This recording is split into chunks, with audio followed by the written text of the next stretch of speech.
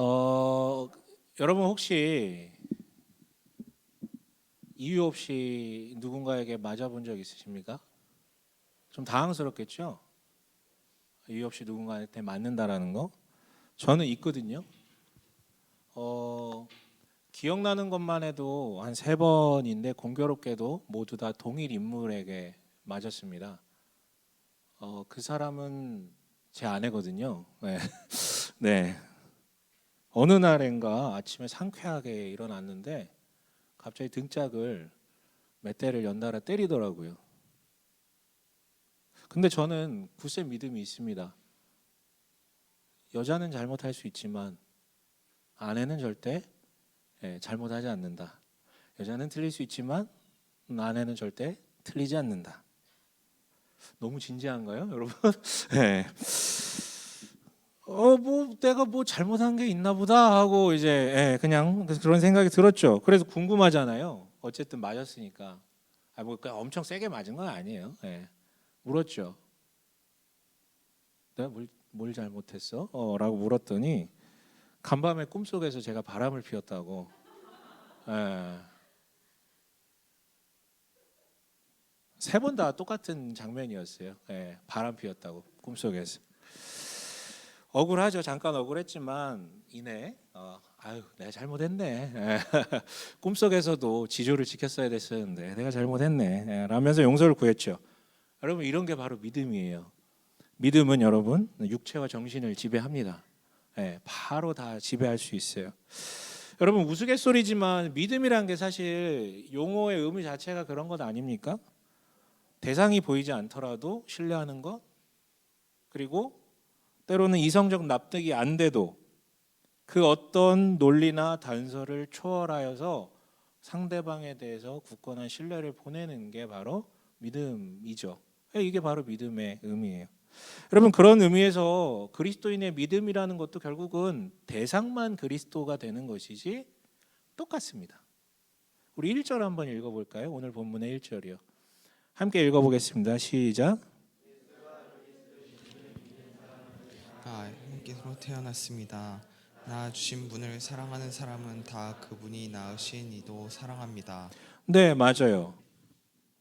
예수가 하나님의 아들이심을 믿음이라고 지금 표현하면서 시작을 하고 있잖아요. 이게 뭐냐면 바로 그리스도를 믿는다라는 얘기가 될 거고, 이것을 더 풀어내면 우리가 너무 잘 아는 복음을 믿는다라는 말이 될 거예요. 복음에 대해서 너무 많이 제가 얘기를 하지만 오늘도 저는 다시 한번 얘기를 할게요. 그게 뭡니까? 하나님께서 인간이라 불리는 하나님의 형상을 만드셨고 그 귀한 존재를 살게 하기 위해서 이 세상을 선하고 아름답게 분명히 만드셨죠.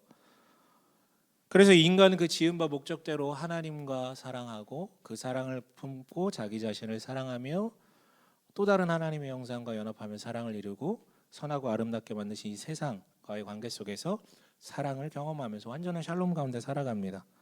그러나 하나님을 하나님 자리에 두지 않고 자기가 하나님 자리에 오르면서 하나님을 밀어내면서 모든 게 박살나게 되지요. 자신이 하나님이 되려는 이 자기 중심성이 곧 바로 그 모든 것들을 박살낸 죄의 정체입니다. 이로 인해서요 악과 고통의 문제가 찾아왔고 지속되고 강화됩니다. 인간들은 노력했죠. 나도 힘들지만 세상이 힘드니까 어떻게든 바꿔보려고 노력을 합니다. 하지만 그 무엇도 그 누구도 이걸 넘어서지 못했고 개인의 죽음과 세상의 죽음, 그 죽음의 그늘 아래서 살 수밖에 없었던 게 현실이었어요. 하지만 하나님께서 최종적 해결책을 내놓으셨죠. 인류를 구원할 메시아를 보내시겠다라고 약속하셨습니다. 그리고 이 약속은 우리가 알듯이 2000년 전 저 팔레스틴 땅 나사렛이라는 지방에 실존했던 인물인 예수라는 사람을 통해서 이루어졌습니다. 그런데 그분은 단순히 눈에 보이던 인간이 아니라 하나님의 아들, 즉 신이었어요. 즉 인간으로서 인간의 죄를 대표했지만 한 인간은 한 인간의 죄밖에 대속할 수 없기 때문에 그 신적 능력으로 모든 인간의 죄를 대속해 주셨던 것이죠. 그 완전한 인간이 완전한 인간이 되기로 결단하고 이 땅에 오셨던 것이었어요. 이처럼 메시아를 통해서 인간을 쥐어짜던 그 악과 고통의 문제로부터 해방되었다. 즉 그 원흉인 죄로부터 해방되었다라는 이 소식을 가리켜서 복된 소식 복음이라고 얘기를 하고요. 이 복음을 믿는 자는 마치 죽음에서 예수께서 부활하셨듯이 그 사람 역시 죽음의 권세로부터 해방됩니다. 아니 해방되기 시작하고 마지막에 완벽하게 해방된다라는 것이 복음이죠. 거기서 영원한 그때의 영원한 샬롬을 누린다고요. 예, 오늘 방금 1절에서 읽었던 예수가 하나님의 아들이심을 믿음이라는 의미는 바로 이 모든 복음의 내용을 확실하게 틀림없이 가감 없이 믿는다라는 것이죠. 그리고요 이렇게 콩 심은데 콩 나는 것처럼 바르게 믿었을 때는 신비한 일들이 발생하기 시작합니다. 하나님의 영역으로 넘어간 것이기 때문에 하나님이 이제 일하시기 시작을 하는 거예요. 그러면 그 바른 믿음에는 바른 정감이라는 것이 생겨나기 시작하죠. 죽음의 그늘에서 맺혀지던 그릇된 정감들이 뭐가 있습니까? 예를 들면 이런 것이죠. 두려움, 불안함, 미움, 다툼, 시기, 질투. 하다 보니까 옛날에 배웠던 어린이 찬양이 막 생각이 나는데 아무튼 시기, 질투, 원망, 허무함, 공허함 이런 것들로부터 생명의 빛 아래서 맺혀지는 그런 열매의 정감들로 바뀌어요. 여기가 바뀌니까 행동들도 바뀌게 되겠죠. 그렇다면 여러분 바른 정감, 바른 행동들은 무엇입니까? 얘는 무수히 될 수 있겠지만 굉장히 다양하게 얘기할 수 있겠지만 단 한 문장으로 정리되는데요. 우리 2절 한번 읽어볼게요. 요한일서 5장의 2절입니다. 함께 읽겠습니다. 시작.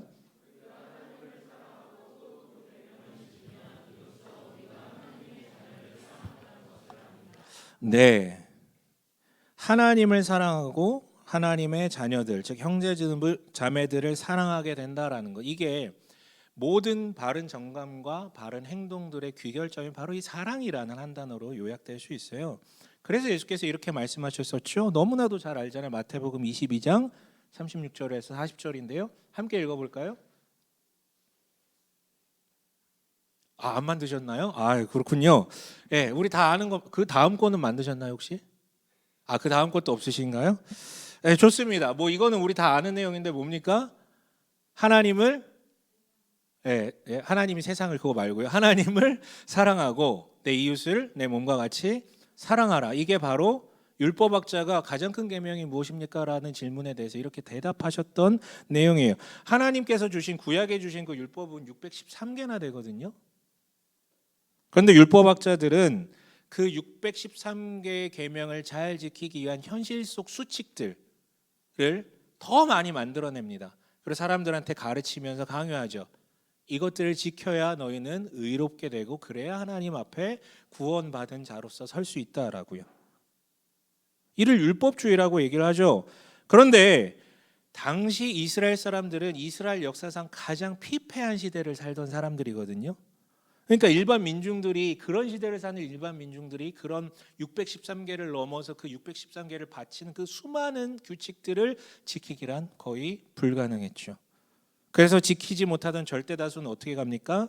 하나님 앞에 죄책감 아래 쭈구리 생활 혹은 끝났어 나는 안 돼 포기 그리고 방종하는데 이르게 되죠. 그런데 예수님께서는 가장 큰 계명이 뭐냐라는 그 질문에 대해 이 모든 계명들을 파격적으로 함축해버리죠. 단 두 가지로요. 뭐라고요? 하나님을 사랑하고 이웃을 사랑하라고요. 오늘 본문에 반복해서 요한일서 본문에 반복해서 나오는 하나님의 계명이란 말은 바로 이 사랑하라라는 말이에요. 예, 바른 믿음의 결과물인 바른 정감, 바른 행동의 그 결과물인 그 사랑 그거요. 그런데요, 엄청난 문제가 있죠. 어떤 문제가 있습니까? 사랑은 쉽습니까? 여러분, 사랑은 쉽습니까? 사랑하는 거 쉽습니까? 사랑이 너무 어렵다라는 거예요. 우선요, 이게 되게 웃긴 건데요. 율법은 되게 명료해요. 정확하게 뭘 하라, 하지 말라가 딱 있어요. 사랑은요, 겁나게 모호해요. 도대체 어떻게 하는 게 사랑입니까? 어디까지 하는 게 사랑입니까? 언제까지 하는 게 사랑입니까? 잘 모르겠어요. 그런데 모함이라는 문제를 넘어서 진짜 문제는 사랑을 실제로 해보면 더럽게 힘들다라는 거죠. 여러분 쉬었으면 그렇게들 헤어지셨었겠습니까? 아니, 지 자식 사랑하는 것도 진짜 어렵거든요. 오늘 아침에도 아내가 오자마자 한 말이 준하 자식 때문에 막 이러면서 그냥 뭐 오자마자 그 얘기를 하더라고요. 여러분, 사랑한다라는 건 어려운 것을 넘어서 너무 힘들고요. 진짜 심지어는 그 사랑하다가 내상을 입기도 하는 게 바로 이 사랑이거든요. 3절 한번 읽어볼까요? 그래서 이런 마음에 이르게 됐는데요. 3절 함께 읽어보겠습니다. 요한일서 5장 3절입니다. 함께 읽습니다. 시작. 하나님을 사랑하는 것은 그 계명을 지키는 것입니다.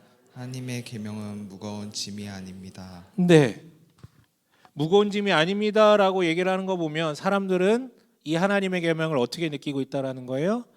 더럽게 무겁게 느끼고 있다라는 거예요.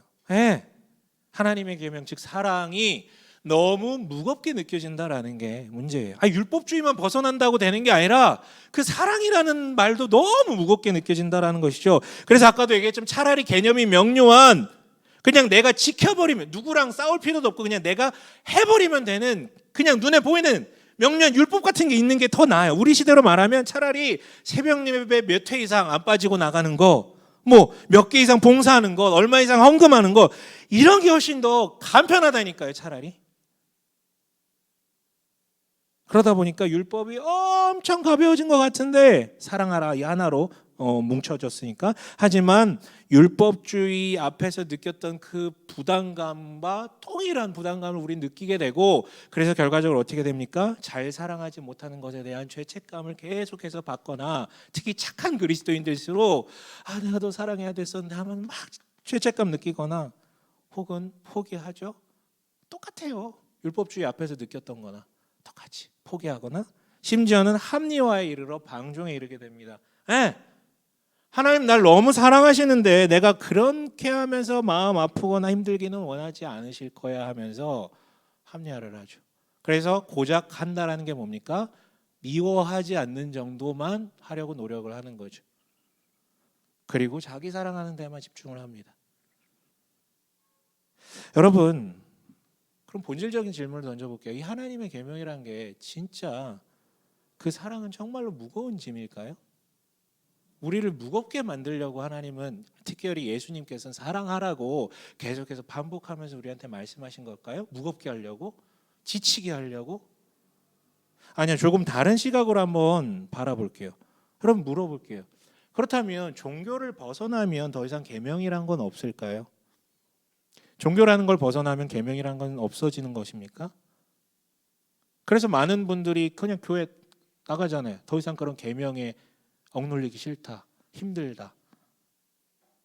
그거 진짜 문제였어요. 지금까지 교회는 율법주의를 강조했기 때문에. 근데 여러분, 문자적으로 보면 예스가 맞아요. 종교를 벗어나면 계명은 사라지는 건 맞습니다. 문자적으로 보면 왜? 계명이라는 말의 단어 자체의 의미가 그냥 사전적 의미로 보면 종교에서 반드시 지켜야 될 명령이라고 되어 있기 때문에 종교를 벗어나면 계명은 사라지는 거죠. 그러나 결론부터 말씀드리면 정답은 노예요. 종교를 벗어나도 계명은 사라지지 않습니다. 왜냐하면 종교를 벗어나도 선과 악, 옳음과 그름, 좋고 나쁨이라는 기준은 늘 항상 있을 수밖에 없거든요. 그리고 계명이란 바로 그런 좋고 나쁨, 옳고 그름이라는 기준을 전제로 도출된 행동 양식을 가리켜서 우리는 다 계명이라고 얘기할 수 있어요. 예를 들어 나라에서 준 계명도 있잖아요. 나라에서 준 계명이 뭡니까? 법이에요, 법. 특히 법은 제재를 받아야 되는 행동들에 대해서 그거 하면 벌이야, 망하는 거야, 이런. 회사 내규도 계명이에요. 회사 생활에서 뭘 할 때 복이 되고 뭘 하면 벌이 되는지, 집단의 정관 같은 것들도 다 계명이죠. 아니, 명시된 것이 없더라도 가족이라는 집단 안에도 그런 암묵적인 룰들은 다 있지 않습니까? 각자의 집마다. 저희 집은 그런 게 되게 많았죠. 뭐 어디 적어놓지 않았어도 제 마음 가운데 새겨져 있었어요, 계명이. 무슨 계명이에요? 예배 빠지면 뒤진다, 이런 거. 어렸을 때 죽어, 막 죽어. 그런데요, 이런 어떤 유형의 계명들 말고, 외부에서 주어진 계명들 말고, 그러니까 그 유형의 계명 말고 무형의 계명들도 있어요. 예를 들면 때로는 이런 것들이 더 강력한데, 이 자본주의 사회, 우리가 그냥 숨쉬듯 살고 있는 이 자본주의 사회 속의 계명은 무엇입니까? 어디 써 있지 않아요. 누가 가르쳐 주지 않는데 우리는 다 인식하고 있어요. 돈이 곧 뭐다? 힘이고 권력이고 행복이고 전부다. 돈으로 안 되는 것이 없다. 돈 많은 것과 돈 많은 사람과 착한 사람, 뭘 골라야 됩니까? 그 계명에 의하면 돈 많은 게 착한 거죠. 그렇죠? 아닙니까? 네, 여러분, 종교라는 것을 벗어나도 우리에게는 언제나 계명이라는 건 늘 있어요. 심지어는요, 외부에서 주어진 것 말고라도 이 내부에서 계명을 만들어내기도 합니다. 우리는요, 살아 있잖아요. 그래서 살아요. 살다 보면 시시각각 마주하는 상황들이 있단 말이에요. 그러면 우리는 판단을 하죠. 무엇이 나한테 도움이 될까? 무엇이 나한테 안 좋을까? 이 복과 화, 그 상황 가운데 기준을 가지고 이런 게 복일 거야라는 기준을 가지고 선택하게 시작을 하거든요. 그게 계명이에요. 그 기준을 가지고 선택한다라는 게 뭐 대단한 것들만 있는 게 아니라 진짜 예를 들면 이러한 것들도 나름의 계명일 수 있죠. 몇 주 전인가 제가 속한 그 순 모임에서 공동체에서 캠핑을 갔어요. 이게 고기 이렇게 제가 접대식으로 했거든요. 그래서 다 준비해가지고 고기도 막 구워드리고 이어서 라면을 끓여 먹으려고 이제 화로대 위에 물을 이렇게 담고 이렇게 올려놨죠. 냄비를. 라면을 2개 꺼냈어요. 라면 하나 제가 집어들고 뽀겠어요. 그랬더니 어떤 분이 나머지 1개를 마치 자기 자식 다루듯이 이렇게 가져오더니 라면 뽀개서 놓으시는 거예요? 라고 저한테 물어보더라고요. 여러분, 저는 라면을 넣은 다음에 이걸 더 많이 익힐 것인가 덜 익힐 것인가 이 정도의 계명을 갖고 있는 거예요. 그 정도만. 근데 이분은 이미 이 뽀갤 때부터 좋고 나쁨이 이미 여기 포함되어 있는 것이죠. 라면은 뽀개 놓지 않는 것이다. 뽀개려 하는 자를 뽀개겠다. 이게 이제 그분의 이제 계명인 거죠. 여러분, 이 별거 아니지만 이런 게 저는 무언가 옳고 그름, 좋고 나쁨에 대한 기준을 갖는 순간 자연스럽게 계명이라는 게 탄생합니다. 다음에 라면 뽀개기처럼 우리가 인식하지 못하는 자잘한 계명들이 있거나 아니면 결혼의 대상을 선택할 때처럼 아주 중요하게 생각하는 아주 비중 있는 그런 계명이 있을 뿐이죠. 혹은 내가 잘 지키는 계명이 있거나 혹은 알지만 잘 못 지키는 계명이 있을 뿐입니다. 여러분, 다시 말하지만 종교를 벗어나도 계명들은 우리 가운데 늘 있어요. 계명이 없는 사람은 일단 없습니다. 죽은 사람 외에는 없어요. 생명력이 없기 때문에 그 사람은 계명이 없어요.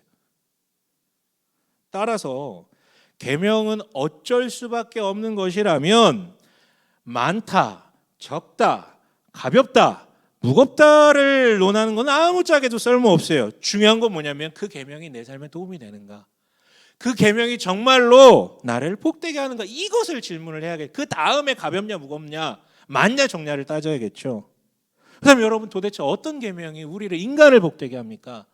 도대체 우리는 어떤 계명을 따라야 합니까? 앞서 들었던 수많은 계명의 예가 있었잖아요. 먼저 외부에서 주어지는 계명들, 특히 법이나 회사 내규나 정관, 이런 게 우리를 복되게 합니까? 아닌 거 우리 다 알잖아요. 그건 늘 바뀌어요. 안 지켜도 잘 되는 인간들 많고. 그렇다면 우리가 이미 숨쉬듯 따르고 있는 자본주의 계명이 우리를 복되게 합니까?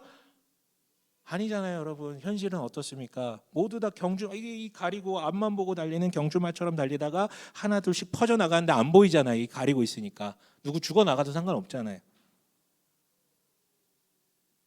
왜냐하면 이 자본주의라는 계명은요,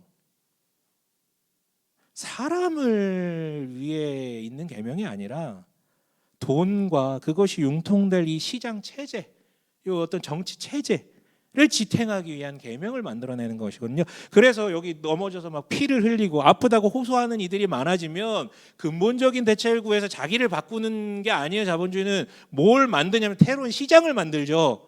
그래서 여러분, 이 시대 가장 각광받는 시장이 심리 상담, 정신과 뭐 이런 쪽 아닙니까?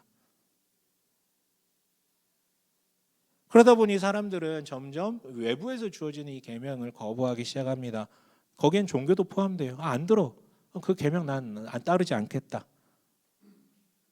그런데 말씀드렸죠. 계명이 없는 인간이란 없다고요. 외부에서 오는 계명을 차단하는 순간 이 안에서 계명들을 만들어 가거든요. 특히 MZ 세대라고 부르는 이 사람들 모든 권위와 그에 따른 계명을 거부하죠. 그리고 내부에서 만들어낸 그 계명의 이름은 뭐냐면 느낌이라는 계명이에요. 느낌을 따른다라는 계명이에요. 그런데 여러분 웃긴 게 느낌은 어디서 옵니까? 감각을 통해서 오잖아요. 근데 우리가 보고 듣고 만지고 먹고 맞고 하는 이 모든 감각 정보들을 아이러니하게도 누가 제공해요? 세상이 우리한테 제공해 주고 있거든요. 우리가 뭐가 좋아서 산다? 그게 진짜 좋아서 사는 걸까? 아니면 광고에서 보거나 인스타에서 봐서 좋게 느껴져서 사는 걸까? 진짜 필요해서 그것을 추구하는 걸까? 아니면 그런 느낌이 생겨서. 그래서 아이러니한 거는 더 이상 싫어, 계명 싫어라고 했던 이 현대인들이 세상 계명을 거부한다라고 굳게 믿지만 어쩌면 가장 세상에 굴복당하고 있는 것이 우리네 현실일 수 있다라는 것이죠. 여러분 이 계명에 대해서 정리를 해볼게요. 첫 번째로는요. 결국 살아있는 사람이라면 계명은 언제나 있다. 두 번째는 스스로 선택했든 외부에서 강요받았든 어쨌든 이 존재하는 모든 계명은 우리를 되게 존재하는 모든 계명은 무거운 짐으로 변한다.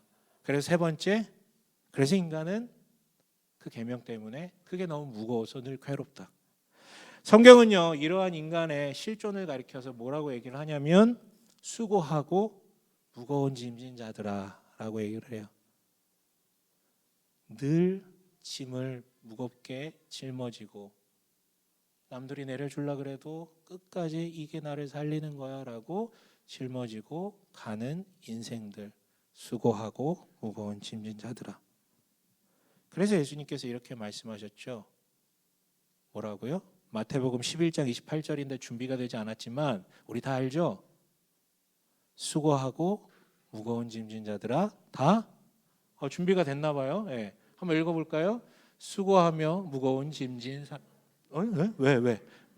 다시요. 시작. 수고하며 무거운 짐진 사람은 모두 내게로 오너라. 내가 너희를 쉬게 하겠다. 예. 심지어 여러분 당시에 예수님 당시에는요 이 무거운 짐이 눈에 보이는 짐들이 막 안에서 만들어내고 할 자식도 없고 너무 많았어요.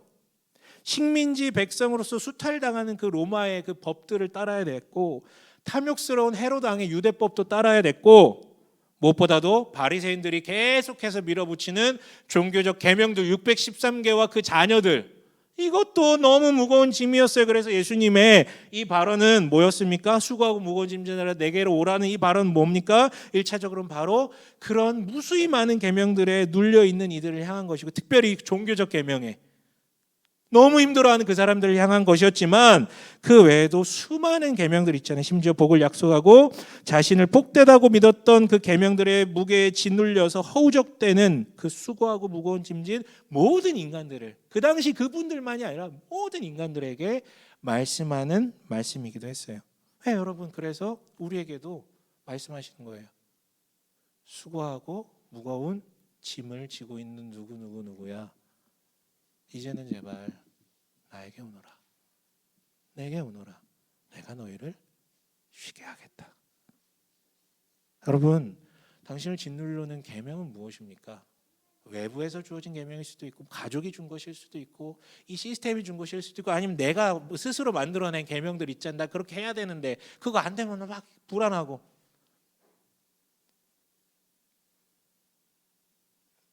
그 모든 것을 뒤로하고 예수님께 갑시다. 그러면 신비가 일어난다라는 거예요. 쉼이 찾아온 안식이 일어난다라는 것이죠. 그런데요, 이어지는 말씀이 좀 이상해요. 아까 그 구절 다시 한번 보여주시겠어요? 네, 29절, 30절이 좀 하이러니에요. 우리 함께 읽어볼게요. 읽습니다. 시작.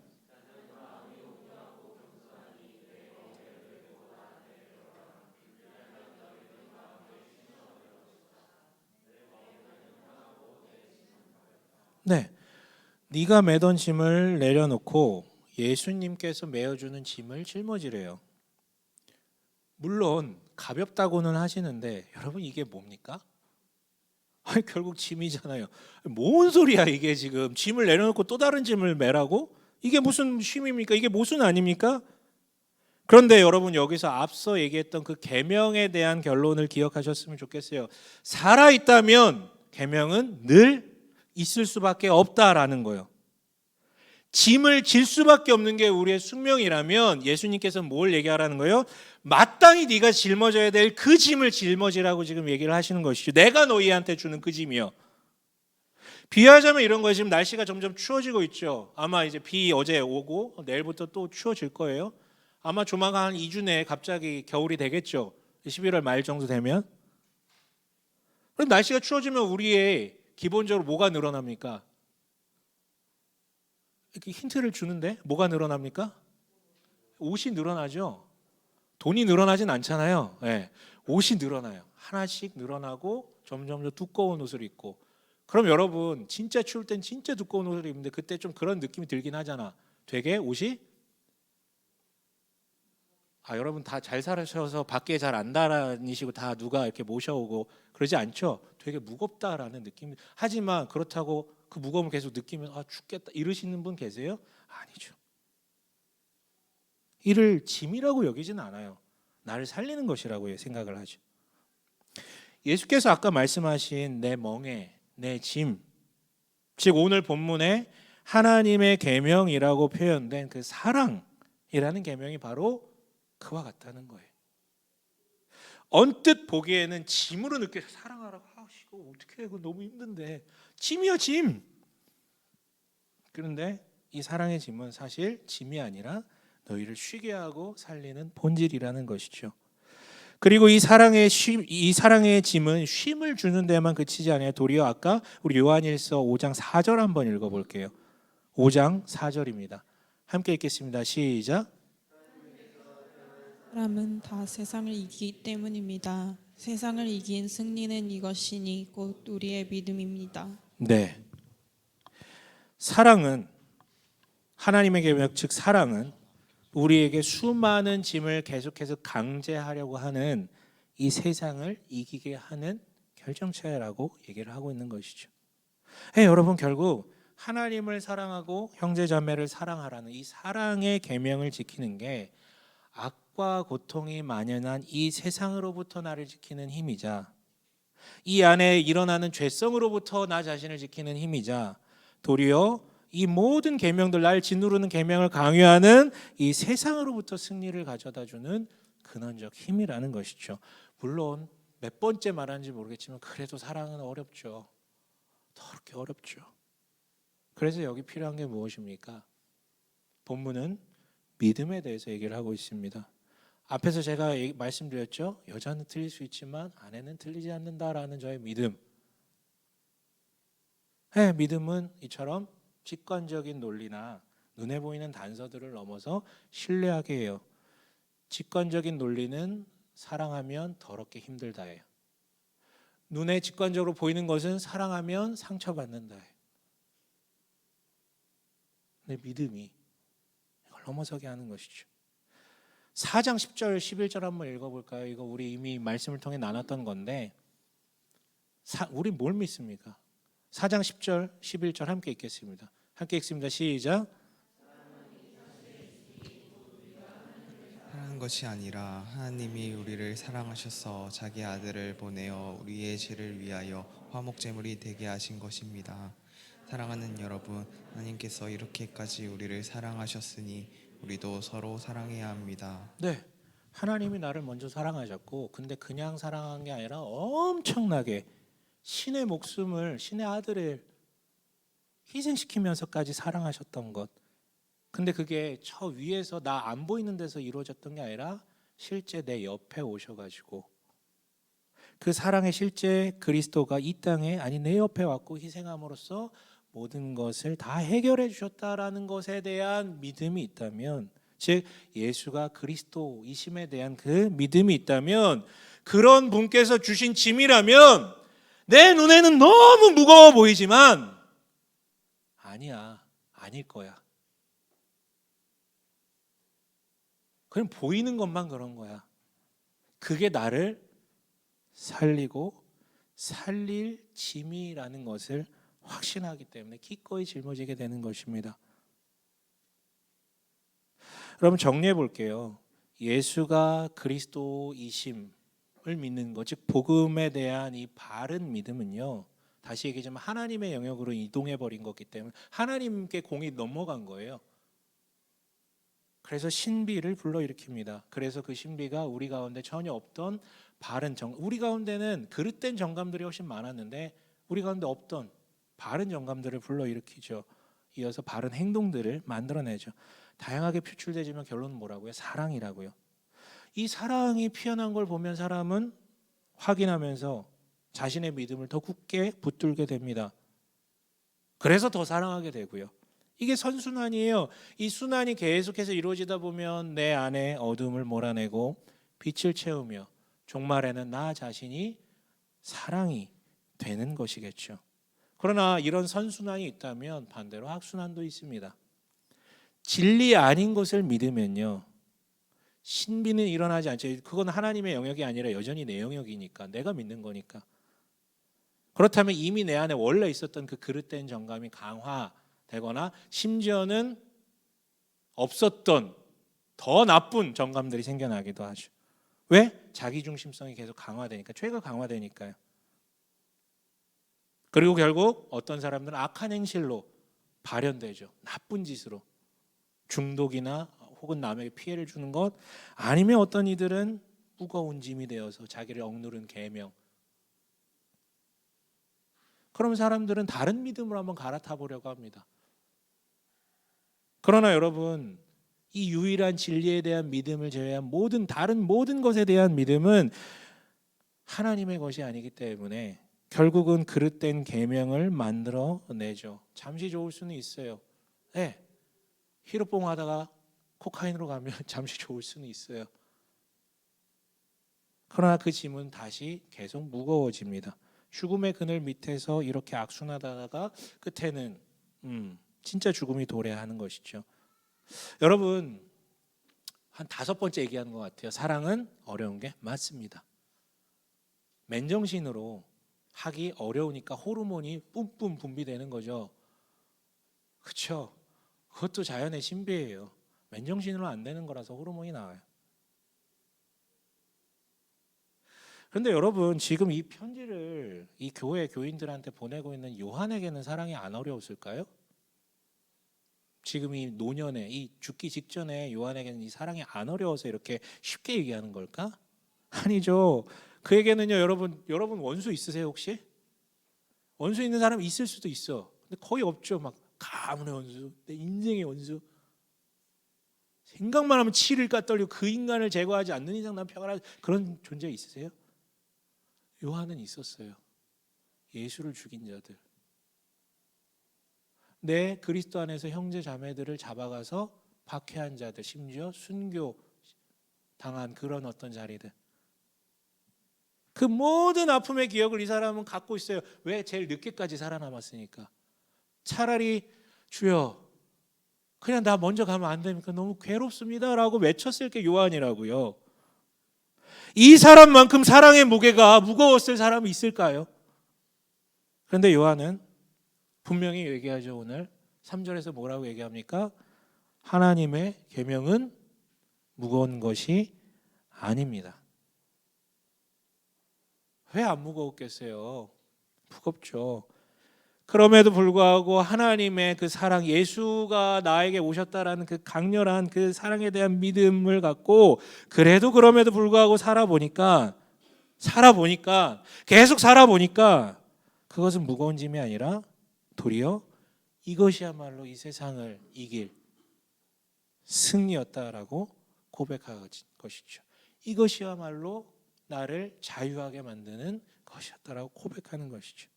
그럼 부디 이 사랑하라라는 하나님의 계명을 무섭게만 보지 않았으면 좋겠습니다.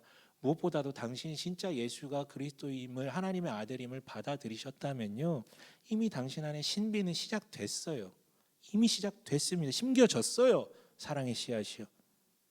두려워 마시고 포기하지 말고 기꺼이 그 짐을 짊어지시고 그 심겨진 사랑의 씨앗이 피어나서 열매를 맺히는 것을 보고 맛보는 일이 우리의 것이 되었으면 좋겠어요. 마지막으로요. 1절과 2절에서는 반복해서 이런 얘기를 하고 있습니다. 1절에서는요. 그분이 낳으신 이도 사랑합니다. 2절에서는요. 하나님의 자녀를 사랑한다라고 표현을 하고 있어요. 똑같은 얘기죠. 한마디로 주 안에 있는 형제 자매들을 사랑하는 것, 사랑해야 된다라는 것에 대해서 말하고 있다라는 거예요. 네, 교회 공동체예요. 물론 여러분 이 말이 믿는 자들만 사랑해야 된다라는 얘기는 절대 아니에요.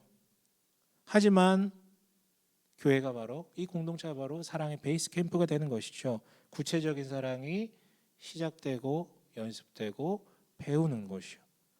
그렇게 사랑이 이 안에서 잘 자라면 그래서 점차 이 짐이 가벼워지면 익숙해지면 그 영역이 이제 확장되는 거예요. 여러분 이 뭐 등산으로 비유를 하자면 일터에서 사랑을 한다? 여러분 직장에서 누군가를 사랑한다? 그거는 백두산 정도는 될 거예요 아마. 그거 되게 어려운 거예요 여러분. 나아가 나한테 악을 저지른 자에게를 사랑한다, 용서하고 사랑한다. 그럼 이거는 에베레스트 산에 오르는 것입니다.